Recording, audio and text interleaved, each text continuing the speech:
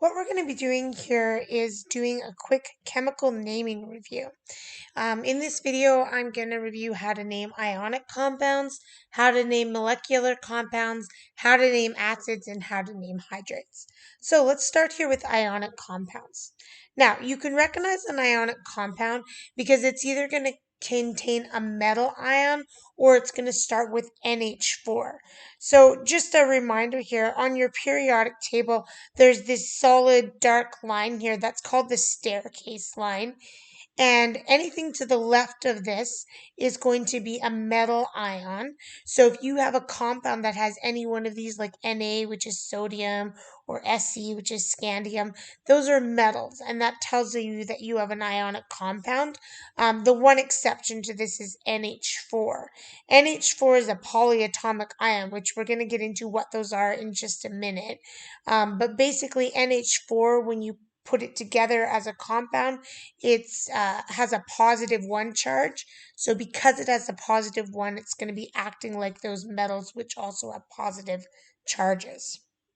So there's three scenarios we need to consider when we're naming ionic compounds. So the first is going to be just a binary compound, which just has two elements, one metal and one nonmetal.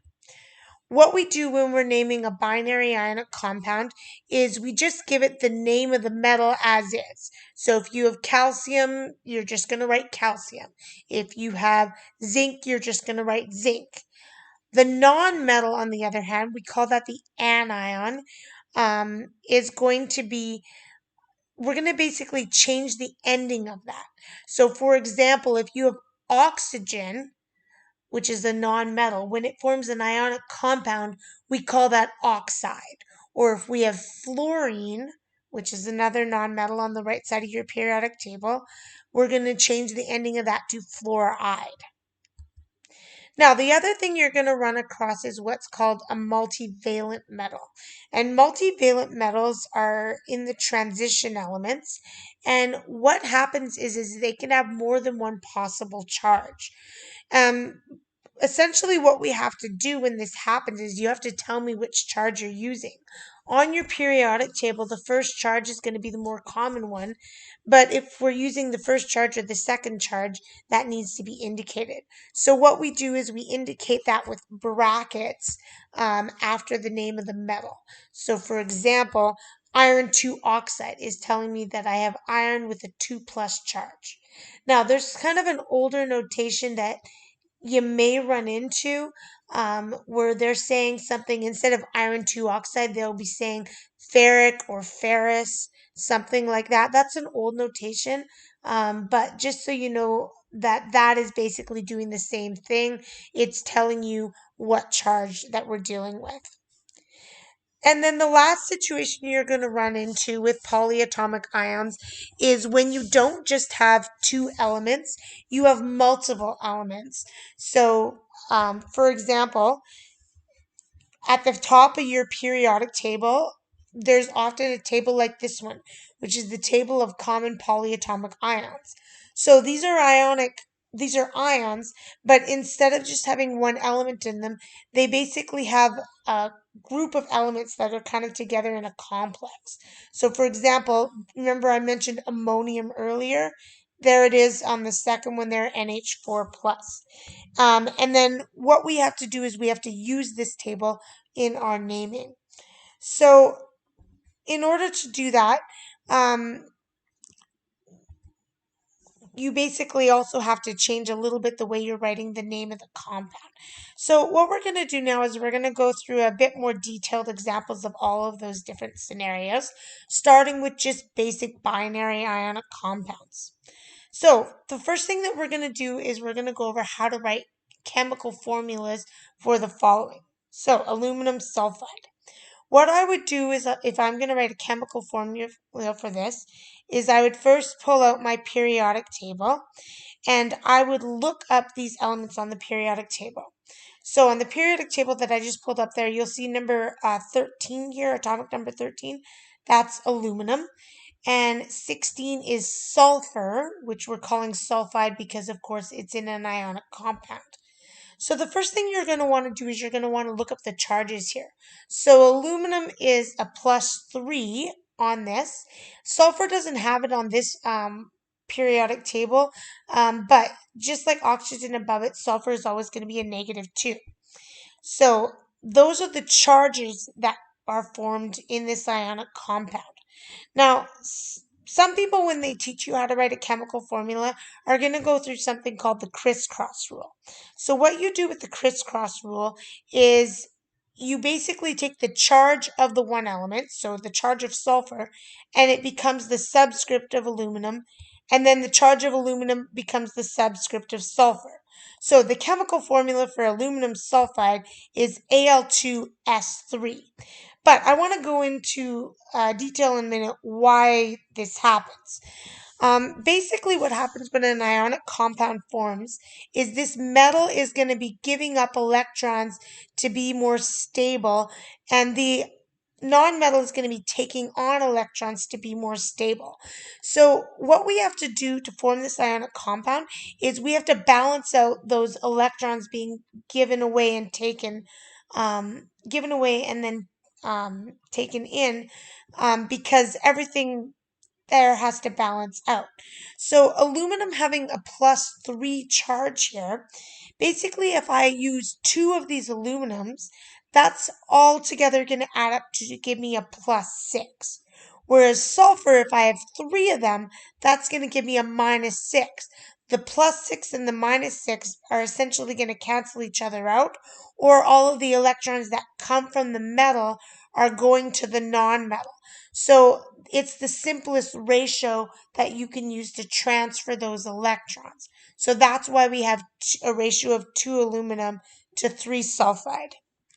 Sodium oxide, we're going to do the same idea here. Sodium has a +1 charge. Oxygen has a -2 charge. If I want to balance out those charges, what I would need is 2 sodium, because if I have 2 sodium, that's going to be +1 and +1, which will give me a +2. And if I go +2 and -2 and add those together, that's going to cancel out.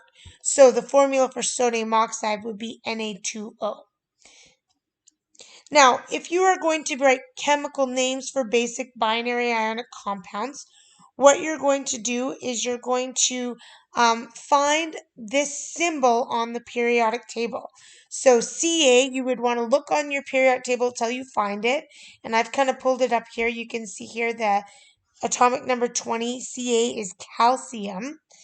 And then on the other side of my periodic table, O, of course, stands for oxygen. So how I write the chemical name is I always start with the metal. So it's going to be calcium. And then oxygen, I'm going to change to "ide", so it's calcium oxide. Magnesium, we're going to do the same thing. So that Mg stands for magnesium. And the O is oxygen again. So the name of Mg2O3 is magnesium oxide. So those are binary ionic compounds. What I want you to do right now is I want you to pause the video, and I've got a couple on the screen here, and I want you to try them. And then when you get them done, I want you to start the video again, and I'm going to throw the answers up here for you. So this is what you should have got for those chemical formulas at the top here. You should have got K2S and ZnF2. And then in the bottom, the names of these two ionic compounds are strontium oxide and scandium sulfide. So the next scenario we're going to be taking a look at is multivalent metals, and that's when they can have more than one charge. So these are the examples that I'm going to do. Let's start with manganese 4 oxide. That IV is the Roman numeral for 4. So if you take a look at manganese on your periodic table, what you should see here is that there's a +2 or a +4 in the spot where the common charges go. Now, between those two, the 2 is the more common one, but what I've done is I've indicated what charge to use with that Roman numeral. So IV stands for 4. So what that means is that I'm going to use the +4 charge for the manganese. Now, oxygen has a -2 charge. So in order to balance those out, what I would need is 2 oxygens, because that would get me up to a -4, and -4 and +4 would cancel out. So the formula for manganese 4 oxide would be MnO2. Nickel 2 nitride is telling me that I have nickel with a +2 charge. Nitrogen has a -3 charge. So what we need to do is we need to figure out the lowest ratio of those two numbers, so our charges will balance out. So the lowest common multiple of 2 and 3 is 6. So what that means is I'm going to need 3 nickel and 2 nitrogen. So that formula is Ni3N2. Now, going down to the formulas and how do we write the names? What I would do is I would again go to my periodic table and I'd find what is CO. So if you look through your periodic table, you're going to go to atomic number 27, and that should tell you that CO is cobalt. And cobalt can either have a charge of +2 or +3. So how are we going to figure out what charge it has? Well, you have to look at the ratio written in the chemical formula. CO and then this O is oxygen tells me that I have a 1-to-1 ratio of these two. Well, because we know that oxygen has a -2 charge, what that's telling me, so oxygen over here has a -2, what that's telling me is we have to use the +2 charge of the cobalt because that's what we need to do to have a 1-to-1 ratio for those charges to cancel out. So what I would name that then is cobalt 2 oxide. The 2 there in Roman numerals is telling me that I'm using the 2+ charge. Cu3N, you're going to do the same thing. You're going to go to your periodic table, and if once you're done scanning, if you take a look at atomic number 29, Cu is copper, and copper can either be a +2 or a +1. So we have to decide, well, which one did we use? Well, if you go over here to nitrogen, nitrogen has a -3 charge. So if I've got 3 coppers, that means I must have been using the +1 charge, because 3 positive ones is going to get me to a +3. So this one right here is copper 1 nitride. So now I'm going to get you to do the same thing as before. I want you to pause this video, try these two for yourself, and then when you're done, you can start the video again, and I'm going to give you the solutions.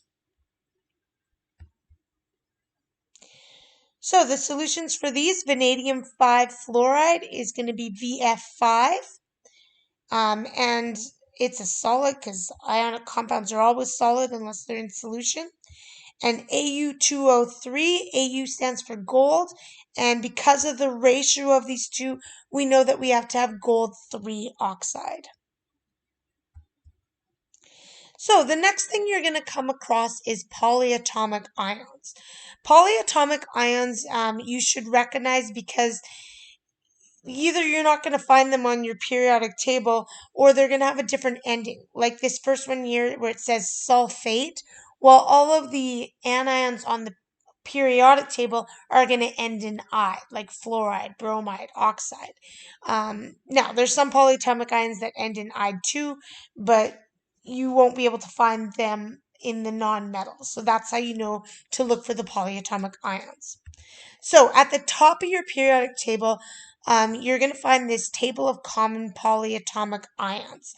And once you know you have a polyatomic ion, what you're going to do is you're going to look up here until you locate which ion you're talking about. So sulfate is right over here on the third column. Sulfate is SO4 and it has a -2. Copper, this is one of the multivalent, like our last example. That 2 is telling me I'm using the +2 charge. So +2 and -2, those are the same charge. So what that means is we need a 1-to-1 ratio of those. So how I would write this formula is just CuSO4. And it's again solid because it's an ionic compound. Zinc cyanide, on the other hand, cyanide does have an IDE ending, but there's no cyan on the periodic table, so that's your cue to come look at the chart up here. cyanide's in the second column there, and what the formula for that is CN negative or a -1. Now, if you go to your periodic table, what you're going to see is that zinc has a +2 charge. So what that means is that we need two of those cyanide ions to balance it out. So the formula then is ZnCN2. Now, you might notice I put that CN2 in brackets. That's on purpose. Basically, if there's more than one polyatomic ion, you have to write it in brackets and then write your subscript after the brackets. And if I didn't do that, what it would look like is that I only have 2 nitrogen when I really want 2 of both the carbon and the nitrogen, which together form the cyanide. So you have to put brackets if you have more than one of the polyatomic ion. And my 2 down here that I'm going to write their names for, you can see I've got multiple of them. The entire polyatomic ion is in brackets. So looking at the 2 chemical formula below here, we're going to do the same thing. We're going to go and try and find the names of these.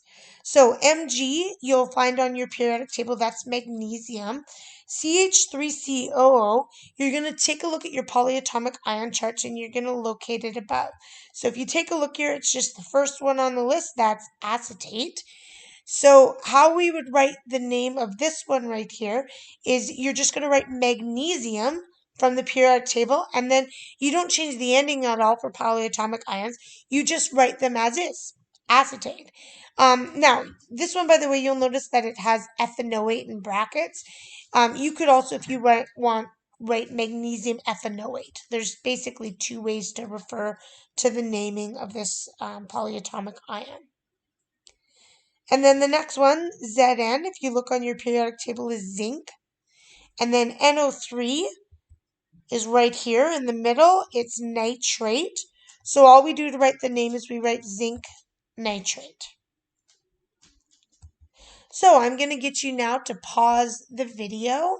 And what I want you to do is try and come up with the formulas for the first 2. And then the second 2, I want you to come up with their names for the formulas that are given there.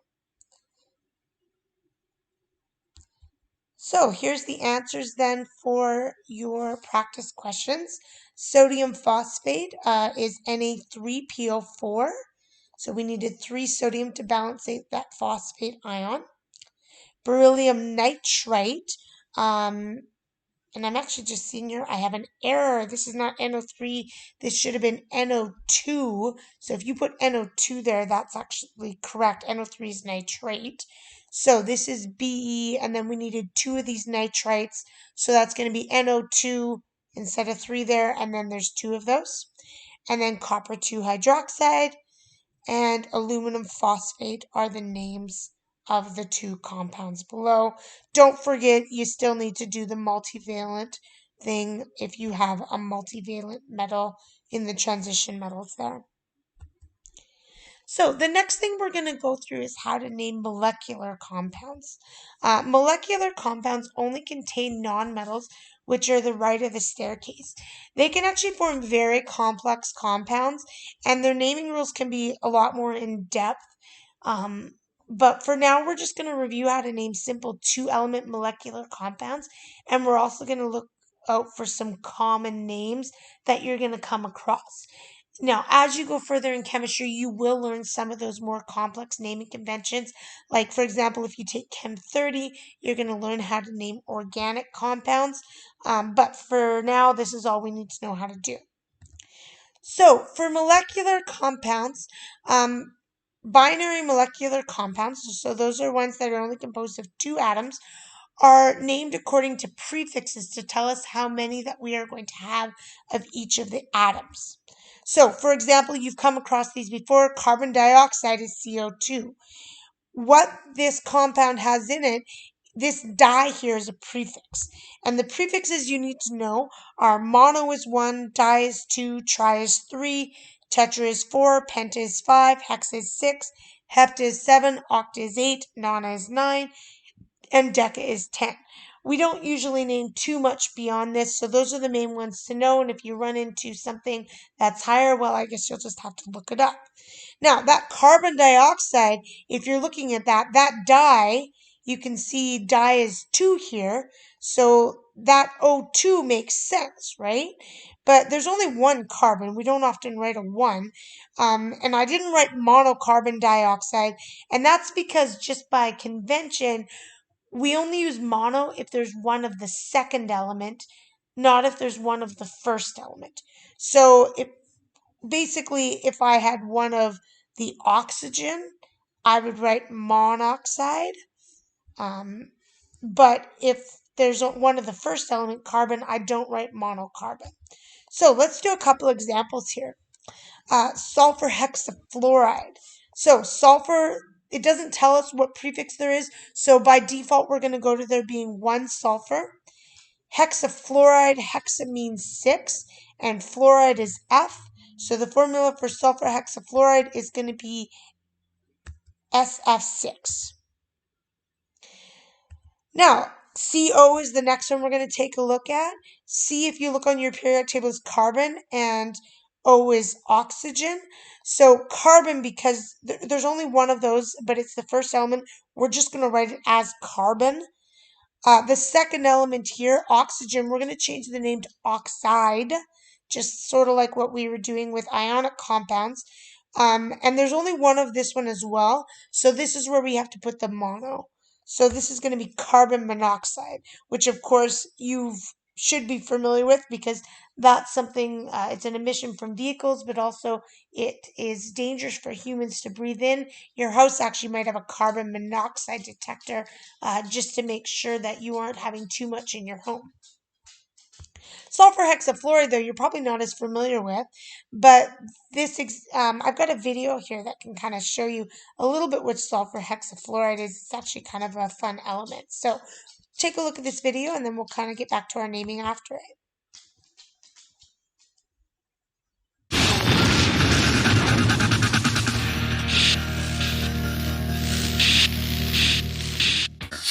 I promise to show you something really cool as long as you promise not to try it at home, okay?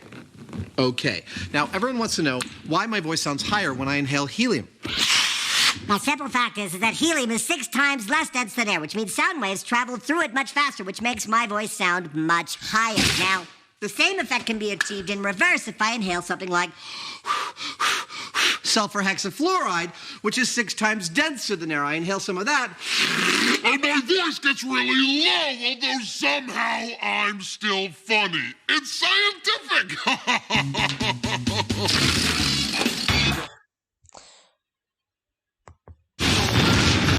All right, so sulfur hexafluoride is kind of a fun compound. Obviously, you wouldn't want to inhale too much of it, but you can do a little bit, sort of like helium. It'll give you a low voice. Now, the other thing you might want to be aware of with molecular compounds is some common ones that you'll come across that don't quite follow our naming convention, but you're going to run into them because they're just so common. So one really simple one is water. Water is H2O, of course. We don't name that dihydrogen monoxide. We just call it water because, of course, it's one of the most common things that you'll come across. Hydrogen peroxide, you probably heard as well. Maybe you put it on a cut at some point in your life. Hydrogen peroxide is H2O2. Peroxide is actually on your polyatomic ion chart sometimes, but hydrogen peroxide is named like that instead of dihydrogen dioxide. Ammonia is another one, NH3, it's a smelly substance. Glucose and sucrose, those are sugars that obviously you'll find a lot if you study biology. Methane is another one, methane gas. That's natural gas. We use it to heat our homes. CH4. Propane, you might use that in your barbecue. That's C3H8. Octane is a major component of the fuel in your car. That's C8H18. Methanol, that's a cleaning agent usually, but it's an alcohol. CH3OH. Ethanol is another alcohol. Sometimes it's used as a cleaning agent as well, but it's also the type of alcohol that you'll find in alcoholic beverages like beer or wine. And then hydrogen sulfide, if you ever worked in any sort of industry like the oil fields, you might have had to take an H2S Alive course. Hydrogen sulfide is a poisonous gas, and it's produced in a lot of industrial processes. So it's very common to have to take a course just to know how to properly rescue yourself if you end up exposed to it. So those are some common molecular compounds. You should just kind of familiarize yourself with those so that if you run into them, you're not totally lost. So I'm going to pause the video here for a second, and I want you to write chemical formula for the first compound there, phosphorus trihydride, and then for NH3, I want you to write the name. Okay, so what you should have put for phosphorus trihydride is PF3, and NH3 is ammonia. You might have put nitrogen trihydride, which is, of course, the correct naming convention way, but we would really just use ammonia, which is the common name for this. So the next thing we're going to talk about is how to name an acid, and then we're going to eventually get into hydrates as well. So acids you can recognize because they contain an acidic hydrogen ion. So they're always going to have hydrogen in them, and they're either going to be with a halogen, which is group 17 in your periodic table. So that's like chlorine, fluorine, bromine, those elements there. Or it's going to be a hydrogen paired with one of the polyatomic ions for your polyatomic ion charge. So the names for acid is based on whatever the anion, so that's the halogen or the polyatomic ion, whatever the ending is of that name. So if the anion name ends in "ide," so that'll be any of the ones on your periodic table, like fluoride, or some of the polyatomic ions, like cyanide. What we do is we call hydroic. So basically that blank space there between the hydro and the ic, what we do is we insert the name of the anion there, and then we put acid at the end. So HF, for example, has fluoride in it, so we would call that hydrofluoric acid. Now, if the anion name ends in "ate," the acid name is just ic acid, so it takes that hydro out. So phosphate, for example, H3PO4 contains phosphate. What we call that one is phosphoric acid. And then lastly, if the anion name ends in "ite," then the acid is named an us instead of an ic acid. So NO2 is nitrite, so we call that nitrous acid. Let's do a few more examples here. HCl.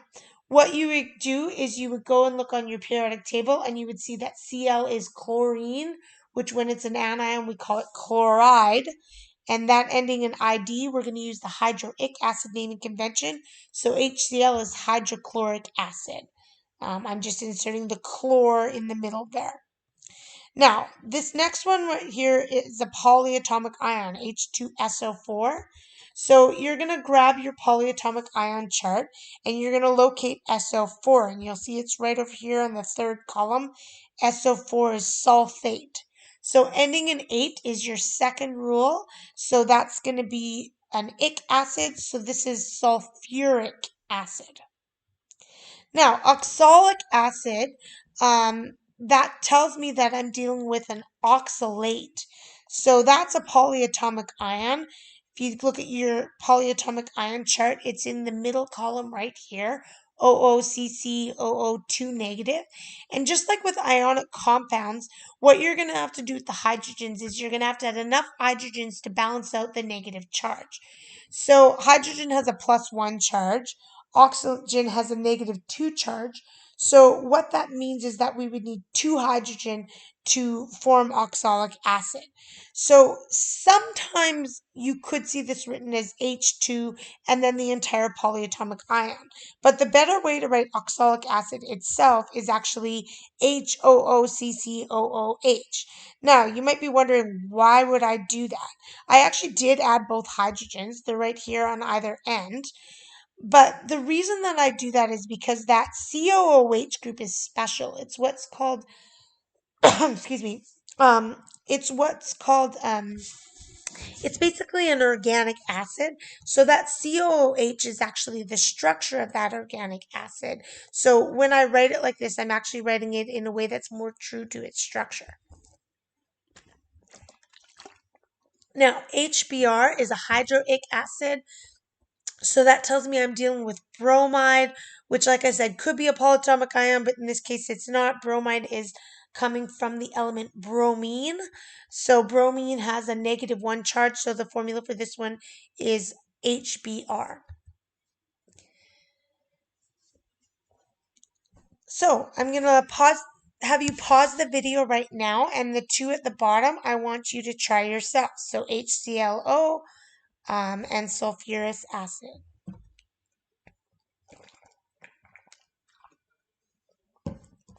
So HClO is a polyatomic ion. It's in that first column there. So that's hypochlorite. So this would be hypochlorous acid. And then sulfurous acid, you would be dealing with sulfite, which is SO3 with a -2 charge. So you would need two hydrogens for it. So this is H2SO3, and I got an S there. That should have been a 2. So this is H2SO3, and AQ means aqueous, and that's just telling me that it's dissolved in water. Now, the other thing that you might come across is a hydrate. And basically what happens is some ionic compounds form a complex with water, and we call that a hydrate. So how we name these is the ionic part of this compound is named like any other ionic compound. But what we do is we put basically a prefix hydrate on the end to indicate that it's a hydrate and not just a regular ionic compound. And the prefix is going to tell me how many water molecules are contained. So for example, this one below here, CuSO4, what I would do is I would start just naming that CuSO4 as always. So Cu is copper, and copper can either be a +2 or a +1. SO4 is a polyatomic ion, that's sulfate, which is a -2. So the fact that I have a 1-to-1 ratio tells me that I'm using copper 2, not copper 1. So this is copper 2 sulfate. What I would do is I would just leave that as is, but on the end of it, I would add pentahydrate. Penta, of course, being the prefix for 5, and then hydrate tells me that I would have water. So this becomes copper 2 sulfate pentahydrate. Now, there is also another way that is sometimes used to name these hydrates. It's a little simpler in some way. Instead of going pentahydrate, I just say there's 5 water. So this could also be copper 2 sulfate 5 water. Both of those would be correct. You should be familiar with both of them. So I want you guys to try this one yourself. So pause this video. I want you to name this hydrate, and then you can start it up again and I'll give you the solution. So what you should have had for this one is sodium carbonate decahydrate. So, a couple other things to be aware of. The first is molecular elements. Basically, some elements are so reactive that they actually don't like to exist as a single atom. So, they react with each other to form what's called a molecular element. So, the most common ones are the diatomic ones. So, that'll be nitrogen, oxygen, fluorine, chlorine, bromine, iodine, and hydrogen. Um, Basically, all of these like to form a complex of 2. So N2, O2, F2, Cl2, Br2, I2, and H2. Sometimes we call these the special 7. Basically, if you look at the periodic table, they form a 7 on the periodic table, except for hydrogen, which is kind of hanging out on its own. But you do have to have these memorized. Now, these other ones are sometimes, but not always. You will see them, but they're not always in a molecular state. So, phosphorus and sulfur. Phosphorus is often written as P4, sulfur written as S8. How I remember this is phosphorus has a party with 4 of its friends, whereas sulfur has a super party. It has 8 of its friends, double the size of phosphorus's party. So, you do need to be aware of and have those memorized as well. Now, you might have noticed throughout this presentation that I was including states of matter on most of the compounds, and that you should get used to doing that as well. I just want to quickly review how do you figure out what these states of matter are. So elements, you're going to look at the key on your periodic table. Our periodic table does them by color. Other periodic tables do it sometimes by font. You just have to look. It'll tell you on the periodic table how it's telling you what the state of matter is. Ionic compounds, you're going to assume solid unless it tells you that they're dissolved in water, in which case you're going to put AQ, which means aqueous or dissolved in water. Molecular compounds are a little hard to predict. Either the question will tell you, unless it's like a common substance. So, for example, ethanol, that's a common alcohol. You should know that's a liquid. Carbon dioxide, you should know that's a gas. Water, depending on the temperature, I would expect you to know that water at room temperature is a liquid. And then the last thing you should know that is that acids are always aqueous. So at this point, I want you to go and try your practice questions. So there's a nomenclature assignment on your Brightspace, and then also there is the C2 daily quiz. One note about this quiz, valence. It mentions valence, which we didn't really talk about in the video, but basically in the context of ionic compounds, it's just asking you what the charge is on that ion that's being formed, either the cation or the anion.